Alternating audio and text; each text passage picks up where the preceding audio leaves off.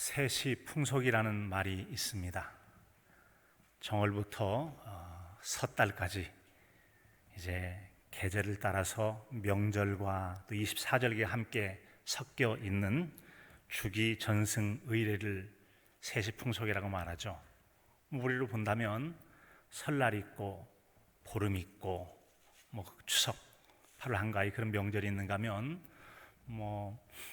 입춘도 있고 춘분이 있고 또 하지가 있고 추분이 있고 동지 있고 등등등 있잖아요. 이런 것들이 이제 우리에게는 세시풍속으로 전해지고 있습니다. 그런데 그 중에는 잘 지켜지는 것도 있는가 하면 이름만 있고 어떤 건 이름도 점점 잊혀져 가는 것들도 있죠. 삼진날, 단오, 칠석 이제는 일부는 알겠고 어떤 건 잘 모르겠어요. 어릴 때 듣긴 했는데 단오는 머리 감는 정도는 알겠는데 말이죠. 이름만 있고 사라지는 것도 있습니다. 그런 것처럼 국가 기념일에도 잘 지켜지는 게 있는가 하면 그렇지 않은 것들도 있죠. 이제 5월달 같은 경우는 어린이날도 있고요. 어버이날 잘 지켜지잖아요. 그렇죠? 또 그런가 하면 국가 중요한 행사로 현충일이라든지 8.15 광복절 잘 지켜지죠. 그런데 어떤 경우는 이름만 있고 아니 그런 날도 다 기념일이야? 라고 달력에 보면 써져 있는 날이 있어요. 그 날 중에 하나가 과학의 날, 환경의 날 그런 날들 등입니다. 그런 것처럼 여러분 우리 신앙인들이 아주 중요하게 여기며 지켜가야 될 그런 절기들 중에도 이름은 있으나 우리가 잘 모르거나 익숙치 않아서 잘 지켜지지 않는 날들이 있습니다. 우리가 잘 아는 것들은 주님 탄생 직전에 있는 대림절로부터 성탄절, 그리고 이제 새해를 맞아서 하나님 나타내심을 기념하여 지키는 주현절, 잘 모르는 이름이죠. 주현절. 그 다음에 이제 사순절 끝나고 부활절 있고요. 부활절 지나고 50일이 지나면 지난주였던 성령 강림절 있고요. 성령 강림절 또 이제 한 주 지나면 바로 삼일체 주일이 있고요. 이 등등등 이런 절기들이 있습니다. 이 중에서 우리 익숙치 않거나 좀 들어도 잘 모르는 게 바로 주현절. 그리고 또 하나가 있다면 바로 삼일체 주일이 아닐까 생각이 듭니다. 삼일체 주일. 자, 여러분 이 삼일체 주일을 우리가 세상의 절기로 말하면 어버이날 비슷하게 생각하면 됩니다. 어버이날은 육신의 부모에 대한 감사, 그 은혜에 대한 고마운 마음을 담아서 그날을 기념하고 부모님께 감사하고 공경의 마음을 표하는 날이 어버이날입니다.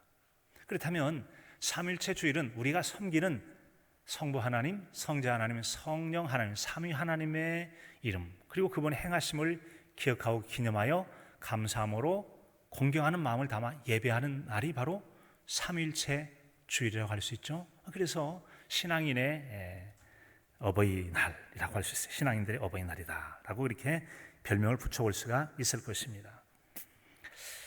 이제 우리는 이 같은 삼일체 주일을 어떻게 하면 잘 지켜갈 수 있을까를 오늘의 말씀에 근거해서 몇 가지를 좀 생각해 보려고 합니다. 첫 번째로는 바로 우리가 삼위 하나님을 믿고 있다는 사실을 바르게 알아야 그날이 무슨 날인지 알고 섬겨갈 수 있어요. 내가 잘 모르는 대상을 잘 섬길 수는 없습니다. 바로 알아야 바로 섬길 수가 있죠. 오늘 말씀에 보면 말씀의 한 구절 속에 성부 하나님, 성자 하나님이신 예수님, 그리고 성령 하나님, 삼위 하나님에 대한 내용이 한 구절에 들어있으면 볼 수가 있습니다. 16절의 말씀이에요.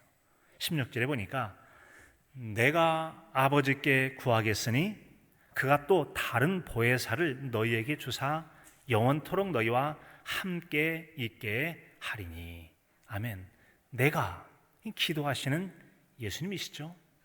아버지께 예수님이 기도하시는 대상인 성부 하나님이신 하나님 아버지, 그리고 또 다른 보혜사라고 말씀하는 또 다른 보혜사는 성령님을 가리켜 말씀합니다. 성령님을 가리켜서 또 다른 자 빼면 보혜사는 예수님을 말씀하기도 하는 거죠. 자신이 보혜사라면 나 외에 또 다른 보혜사인 성령님을 보내달라고 기도하겠다라고 하는 것이죠.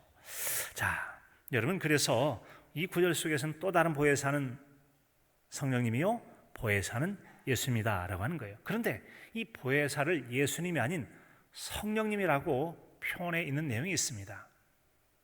우리가 읽었던 구절 좀 뒤로 가면 26절에 보면 26절에 이렇게 기록하고 있습니다. 보혜사 곧 아버지께서 내 이름으로 보내실 성령 그가 너희에게 모든 것을 가르치고 내가 너희에게 말한 모든 것을 생각나게 하리라. 아멘. 보혜사 곧 아버지께서 내 이름을 보내실 성령, 보혜사는 성령이다라고 말씀하고 있어요. 그래서 앞에 절에는 보혜사가 예수님이고 또 다른 보혜사가 성령님이었는데 여기에서는 보혜사가 이제 성령님을 가리킨 걸 알 수 있습니다. 자, 그렇다면 여러분, 보혜사라는 말이 도대체 무슨 말인가요? 보혜사. 인지 원어로 쓰는 헬라어 같은 경우는 파라클레토스라고 하는데, 이 파라라는 말은 옆에라는 파라, 그리고 클레토스의 이제 원어인 칼레오라는 이 말은 부르다라는 거예요. 옆에 부르다. 무슨 말이죠?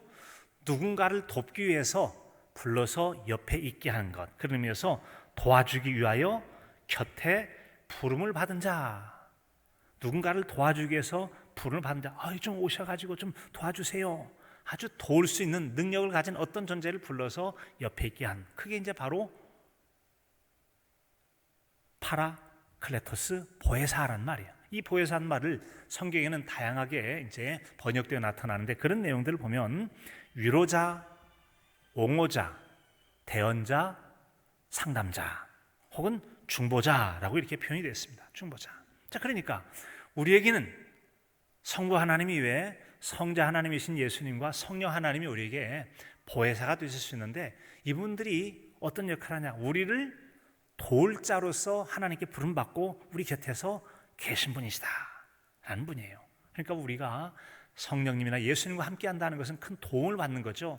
능력 있는 그분의 도움을 받게 되는 건데, 이분들은 바로 우리를 위해서 위로해 주시고, 아픈 마음, 슬픈 마음 위로해 주시고, 또 우리를 적극적으로 변호하듯이 옹호를 해주는 분, 또 어떤 말을 대언해 주고 말해 주는 분, 또 우리의 아픈 마음, 상처 마음을 위로해 주고 치유해 주는 상담자 역할도 하는 분이시다. 또 우리를 위하여 아버지께 기도해 주시는 중보자가 되시는 분이 보혜사라고 하는 분이라는 겁니다. 보혜사. 자, 이제 우리는 하나님에 대해서 성부 하나님 아버지, 성자 하나님이신 예수님, 그리고 삼위 하나님이신 성령 하나님, 성령님, 이분이 바로 곧 삼위의 하나님이라는 것을 알게 됐습니다. 자, 그렇다면 삼위 하나님은 이제 성부 하나님, 성자 하나님, 성령 하나님인 것을 알겠는데, 그럼 일체는 또 뭐냐? 삼위일체 할 때 일체, 삼위일체. 삼위일체란 성부 하나님과 성자 하나님과 성령 하나님, 이 하나님이 본질상 동질이에요.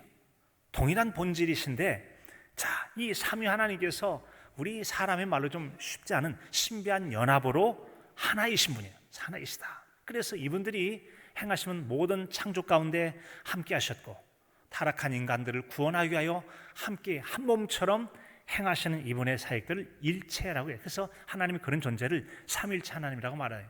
다시 한번 말씀드리면 성부 하나님이 계십니다. 성자 하나님이신 예수님이 계시고 성령 하나님이 계세요. 그래서 성자 하나님이 성부 하나님께 기도드리고 성령 하나님 보내달라고 하는 것처럼 엄연히 성부 하나님, 성자 하나님, 성령 하나님이 계신데, 또 이분이 한 몸이처럼 한 동질로서 하나 되어 계시는 것을 일체라고 해서 우리는 삼위일체다 이렇게 말씀하십니다. 이 같은 하나님의 하나 되심에 대해서 예수님도 여러 번 말씀하고 계신데, 그 중에 일부 몇 구절을 본다면 요한복음 10장 30절에 보면 이렇게 말씀하죠. 나와 아버지는 하나니라. 같이 볼까요? 예수님과 하나님은 하나입니다. 하나라는 것은 한 동질로서 한 분이라는 거죠. 우리로서는 한 분이고 그냥 똑같다는 거죠. 자, 이 말씀을 언제 하시냐면 이제 예수님께서 복음을 증거하다 보니까 유대인들이 시비를 걸어온 거죠. 도대체 당신 우리 자꾸 헷갈리게 하고 혼돈하게 하는데 당신의 정체가 뭐요? 당신이 누군지 한번 말해보시오. 그랬더니 나와 하나님은 하나니라 라고 예수님이 말씀하신 거예요. 나와 하나님은 하나다. 아버지와 하나다. 이 같은 여러분, 예수님께서 하나됨에 대해서 또 설명하는 것은 이제 자신이 많은 고난을 받고 십자가에 달려 죽으실 것이라는 것을 제자들에게 가르치십니다. 그리고는 그들을 위해서, 자신을 위해서 기도하고 또 제자들을 위해서 기도하고 제자들을 통해서 믿게 될 미래 성도들을 위해서 기도하는 대제사장의 기도가 요한복음 17장의 기도죠. 그때 두 대상, 즉 제자들을 위한 기도와 제자들을 통해서 믿게 될 사람들을 위한 기도 가운데 하나 되게라는 그런 말씀을 들려주세요. 그러면 요한복음 17장 11절입니다. 거룩하신 아버지여, 내게 주신 아버지의 이름으로 그들을 보존하사 우리와 같이 그들도 하나가 되게 하소서. 같이 볼까요? 우리와 같이 하나가 되게 하소서. 아멘.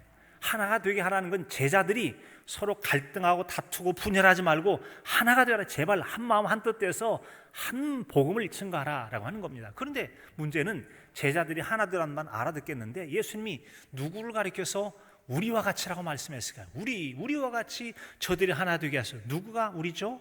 바로 그분이 성부 하나님, 성자 하나님, 성령 하나님이에요. 정말 그 말이 맞나요? 맞습니다. 하나님을 가리키는 히브리어를 엘로힘이라고 하는데요, 창세기 1장 보면 1장 26절, 27장, 28절 쭉 사람의 창조를 말씀할 때 우리가 우리의 형상을 따라 우리의 모양대로 사람을 창조하되 남자와 여자를 창조하고 하는데, 하나님께서 내가 내 모양을 따라 하면 좋겠는데 우리가 하라고 해요. 우리라는 것은 두 사람 이상을 가리킬 때 우리라는 표현을 쓰거든요. 그 우리가 누구예요? 선지하신 하나님, 그리고 이미 계셨던 예수님께서 2000여 년 전에 육신의 몸을 입고 오시는데 오시기 전에 이미 예수님은 계셨던 분이잖아요. 바로 그분이 성부 하나님과 성자 하나님과 성령 하나님, 이 삼위 하나님이 우리가라고 표현했던 겁니다. 우리가. 또 이제 예수님의 제자들을 통해서 믿게 될 성도들을 가리켜서 말씀하는 요한복음 17장 22절은 이렇게 들려주고 있습니다.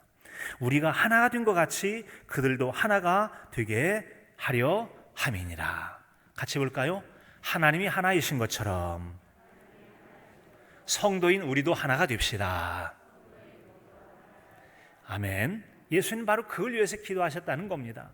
제자들뿐만 아니라 세월이 지난 다음에 언제나 영원토록 하나이신 성부와 성자와 성령 하나님처럼 이 땅에서 예수님 믿게 될 모든 성도들이 한 복음 안에서 한 마음과 한 뜻 품어 살도록 하나가 되기를 기도하셨던 것입니다. 이 같은 여러분 하나됨에 대해서 성경에서 말씀하는 것뿐만 아니라 찬송가에도 하나됨을 참 많이 말씀하고 있어요. 제가 어젯밤에 찬송을 쭉 한번 넘겨봤더니 한 17장까지만 넘겨봤는데 1장, 2장, 3장, 4장, 5장 여러분 보시면 성부, 성자, 성령, 성부, 성자, 성령 이렇게 해가지고 5장이 전부 다 성부, 성자, 성령, 제목이 똑같이 성부, 성자, 삼위 하나님의 이유로 나옵니다. 그리고는 1절에는 성부 하나님, 2절에는 성자 하나님, 3절에는 성령 하나님, 이런 내용이 우리가 아까 불렀던 76장 찬송이 그렇잖아요. 1절에 창조주 하나님께, 2절에 은혜의 주 구세주요, 3절에 능력의 주 성령이요.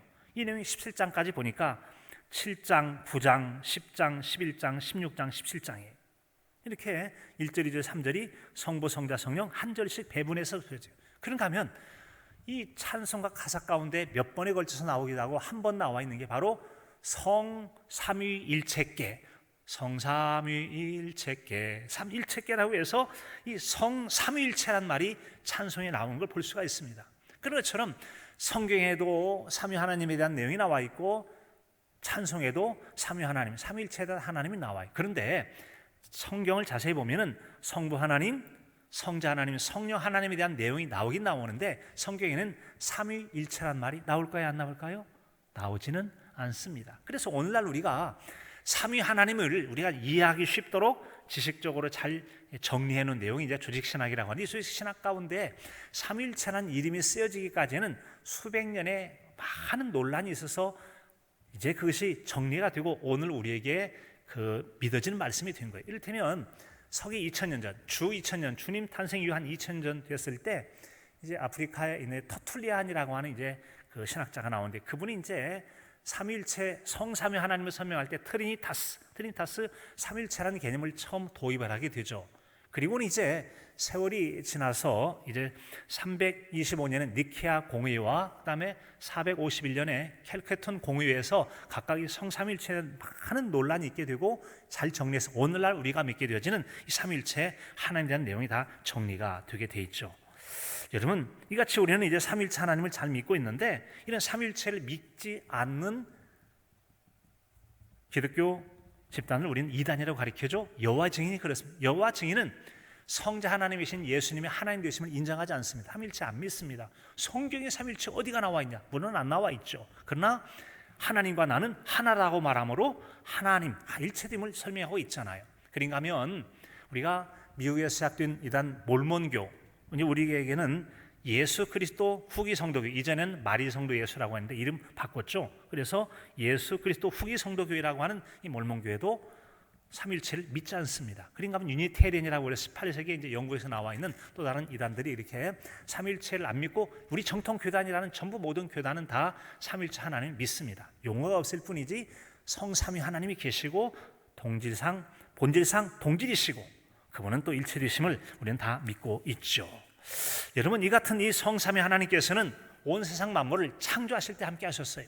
사람을 창조할 때도 그렇고 인간의 타락 가운데 범죄한 인간을 구원하시려 할 때 성부와 성자 성삼위 하나님이 함께 사역을 하시거든요.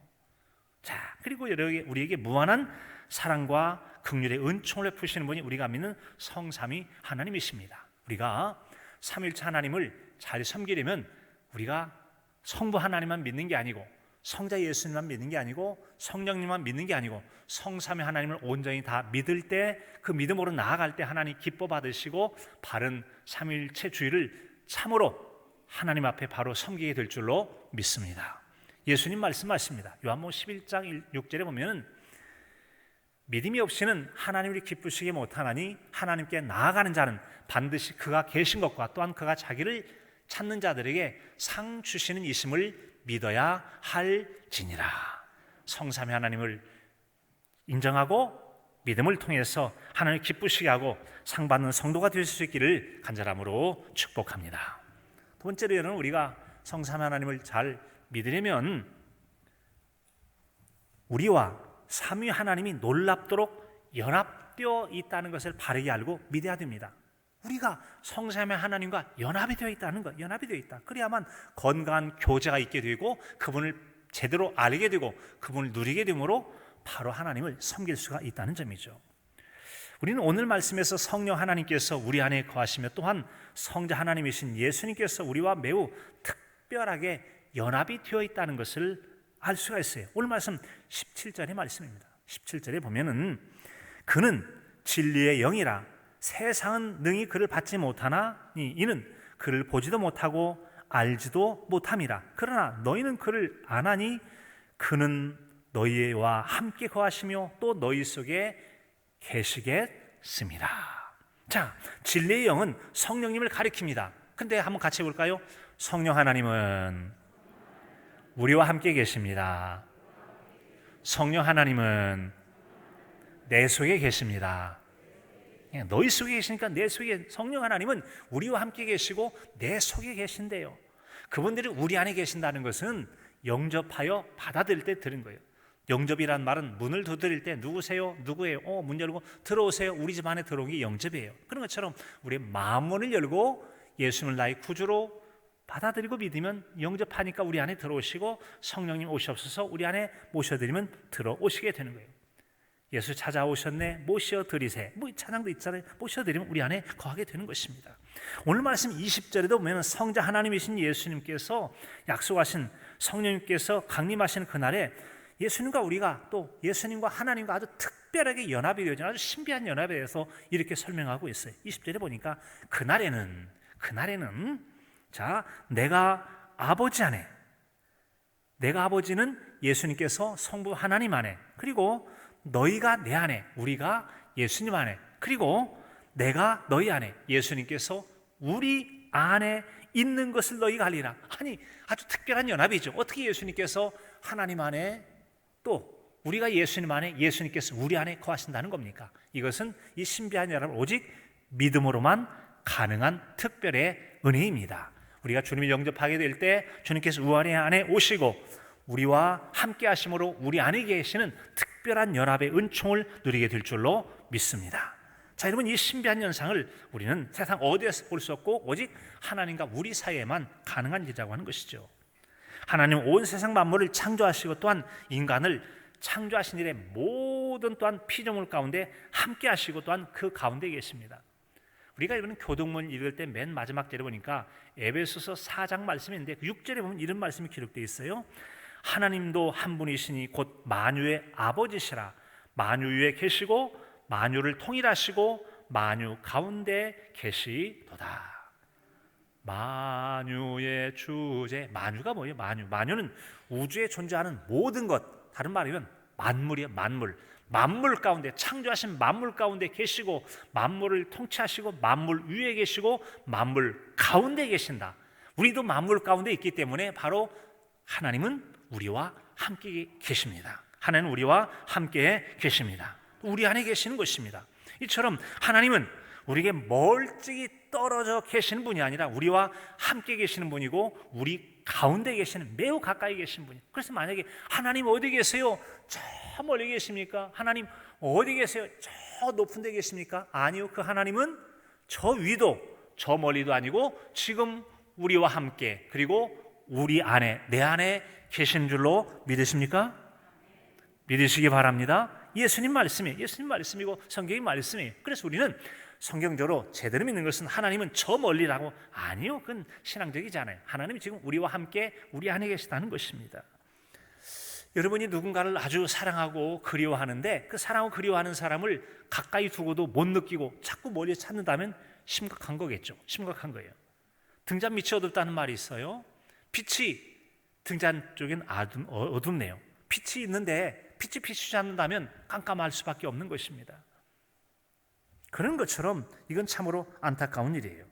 여러분, 하나님도 마찬가지입니다. 사람 사이에도 가까이 놓고도 마음이 멀면은 옆에 있지만 가까움을 못 느끼는 것처럼 하나님께서 언제나 우리와 함께 계시지만 함께 하신 하나님 우리가 느끼지 못하고 자꾸 하나님을 저 멀리에서 저 높이에서 찾으려다 보면 하나님과 우리가 거리감이 있고 느끼지를 못하니까 느껴야, 그리고 연합이 되어야 친밀하고 친밀해야 교제가 있고 교제해야 그분의 은혜를 풍성히 누리는 거 아니겠습니까? 그래서 우리는 하나님과 우리가 거룩한 연합을 하고 있다는 걸 알고 믿고, 그리고 그분과 교제를 할 때 비로소 참된 그분의 은혜를 풍성히 누려서 그렇구나, 내가 이렇게 하나님께 은혜를 받아서, 주님께 이런 은혜를 받아서, 그래서 은혜 받은 그분에 대해서 감사하며 공경할 수 있게 되는 거죠. 부모에게 은혜를 받고 사랑을 입으면 감사한 마음으로 공경하듯이 하나님의 은혜를 교제하며 누려야 되는데, 그런 교제의 누림은 연합할 때 가능하다는 것이다. 우리는 이미 연합되어 있고 그만 교제하는 삶을 살아야 돼요. 이사야서 49장 5절로 16절에 보면은 어떤 여인이 아이를 낳았어요. 어찌 젖 먹는 자식을 잊겠느냐? 태어난 아들을 긍휼히 여기지 않겠느냐? 혹시 부모는 잊을지 모르지만 하나님이 잊지 않는다라는 거죠. 우리를 그렇게 귀하게 여기신대요. 그래서 잊지 않으시려고 내가 너를 내 손바닥에 새겼고 내 성벽을 언제나 내 눈앞에 두었다는 거예요. 우리를 얼마나 귀하게 계시냐면 항상 우리의 성벽이 하나님 눈앞에 있어요.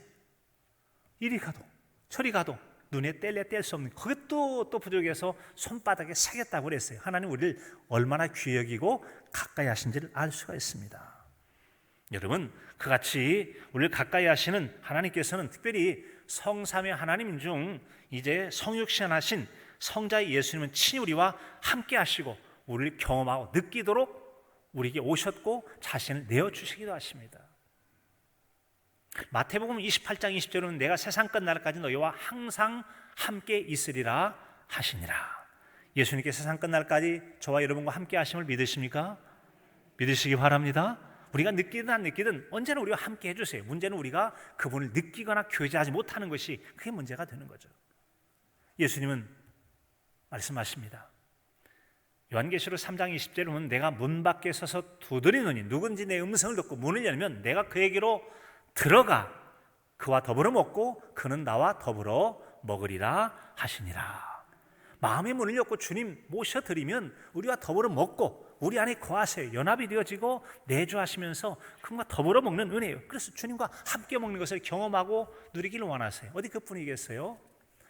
요한복음 6장에 가면은 예수님 이런 말씀하세요. 54절 55절에 내 살을 먹고 내 피를 마시는 자는 영생을 가졌고 마지막 날에 내가 그를 다시 살리리니 내 살은 참된 양식이요 내 피는 참된 음료니라. 이건 우리가 성찬식 때 주님의 살과 피를 기념하는 떡과 포도주를 통하여서 우리 주님과 연합이 되어지는, 먹고 마셨어요. 우리 몸속에 돌아버렸어요. 다 분해돼서 혈관을 타고 함께 섞여버리게 된 거죠. 이게 완전한 연합이 되어지는 거. 우리 주님은 그렇게 우리가 연합되기를 원하시는 것입니다. 연합되기를 원하시는 하나님이십니다.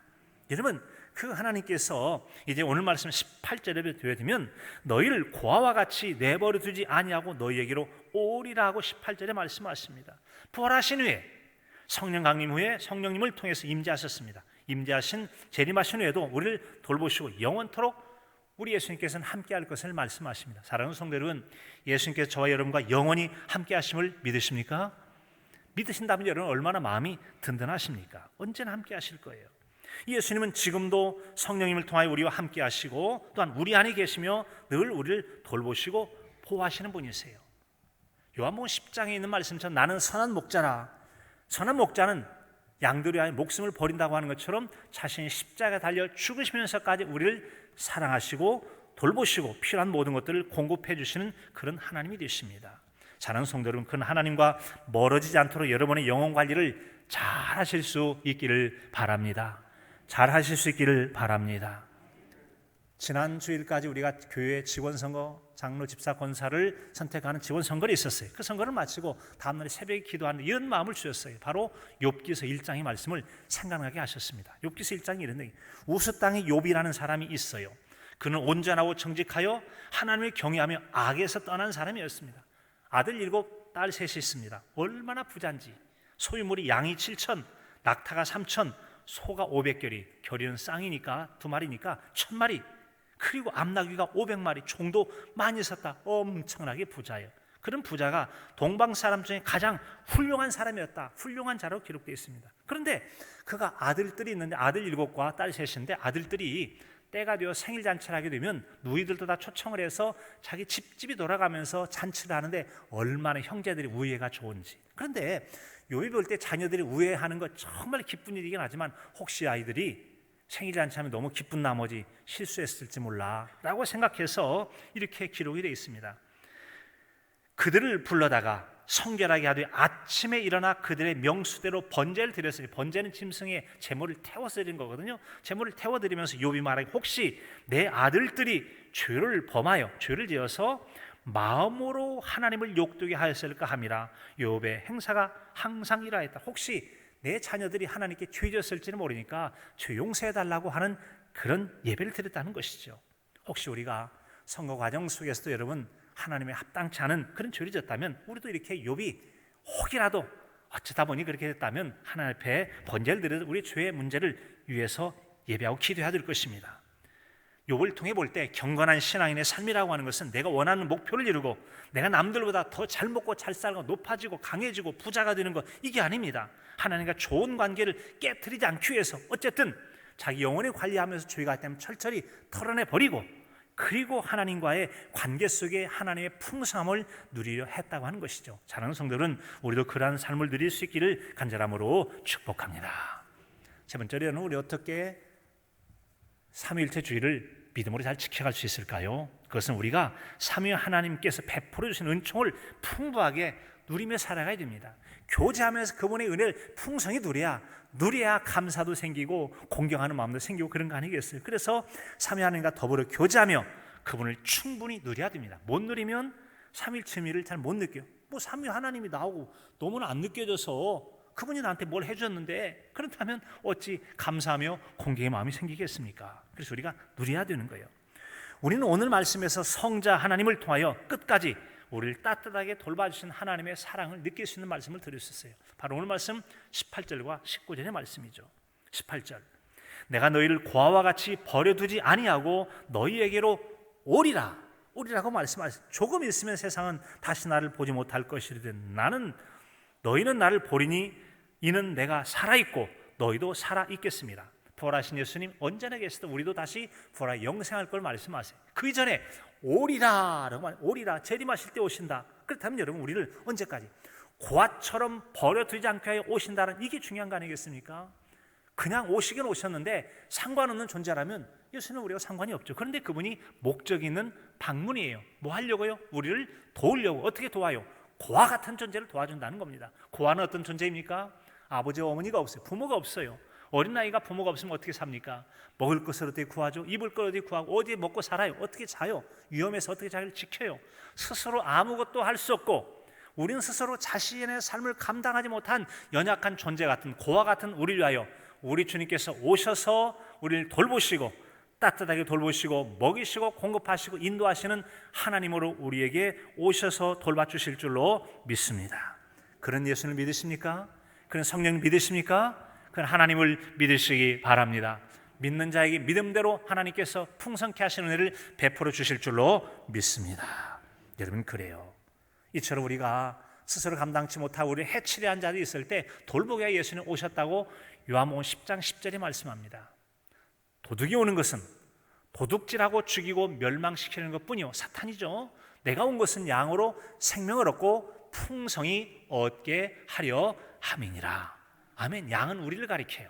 우리를 가리키는데 우리 주님께서 오신 이유가 뭐냐? 양들 위해서 오셨다. 우리에게 생명을 얻을 뿐만 아니라 풍성히, 더 풍성히 얻게 하려고 주님께서 오셨다고 말씀합니다. 그러니까 우리는 모셔드려야 되죠. 그렇게 우리에게 풍성하게 하시는 그분을 멀찍이 떼어놓고 어디 계신가 하고 찾지 않거나 교제하지 않는다면 그분에게 교제를 통해 얻을 수 있는 것을 못 얻고 그분이 주시는 것을 받지 못하게 된다는 거예요. 그러므로 여러분, 우리 주님과 친밀한 교제를 잘 누리실 수 있기를 바랍니다.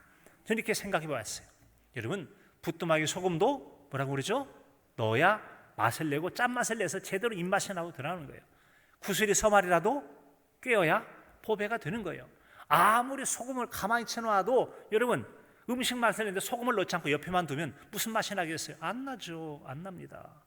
구슬이 여러분 서말라도 굴러다니면 잘못 밟으면 뒤로 낙항 떨어져서 뇌진탕 걸려 죽을지도 몰라요. 그러나 좋은 보석을 꿰서 목걸이도 만들고 보석을 만들면 값진 보석이 되는 거 아니겠습니까?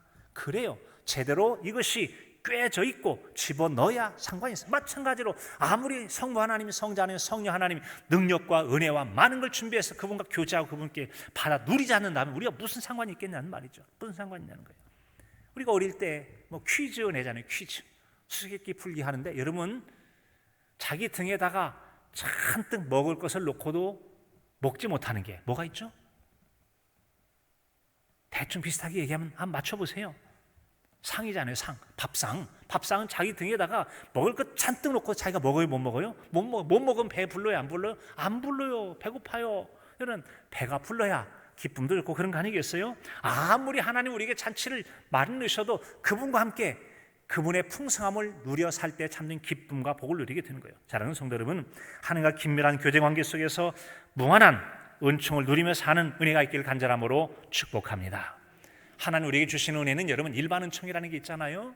태양볕도 바람도 비도 계절도 주시는 건 그냥 믿든지 믿지 않든지 모든 자에게 주세요. 그러나 때로는 여러분 우리에게 특별한 은혜가 있어요. 기도할 때 응답을 주시는 것, 말씀 따라 순종할 때 약속의 복을 주시는 것, 이 모든 것들은 믿음으로 구원받고 영원한 영생 얻게 되는 이것은 하나님의 특별한 은혜죠. 그런 은혜를 베풀어 주십니다. 그래서 우리는 하나님의 약속 가운데 교제하면서 풍성한 은혜를 누리는데 안타깝게도 하나님과 교제를 소홀히 여기고 은혜의 길에 반대가 되어서 참 안 좋은 결과를 맺는 사람이 있어요. 그게 바로 사도행전 5장이 나오는 이야기죠.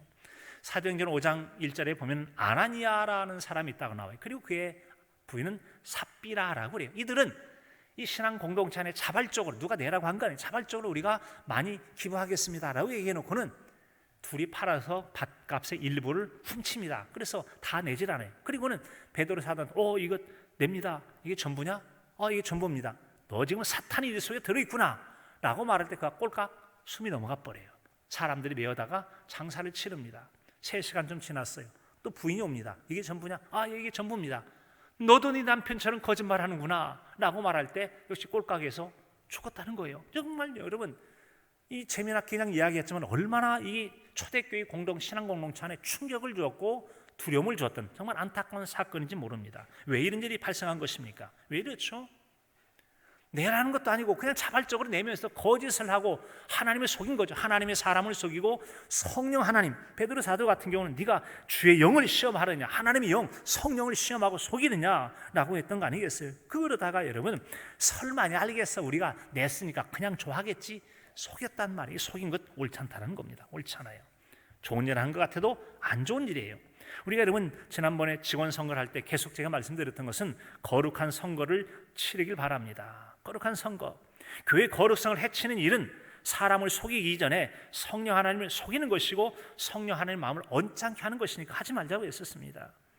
어떤 사람이 여러분 어떤 생각이나 어떤 욕심으로 성령 하나님을 속이는 건 참으로 안타깝고도 두려운 일이기도 합니다. 그래서 우리는 해서는 안 되죠. 거룩한 교회 공동체를 함께 지켜가면 됩니다.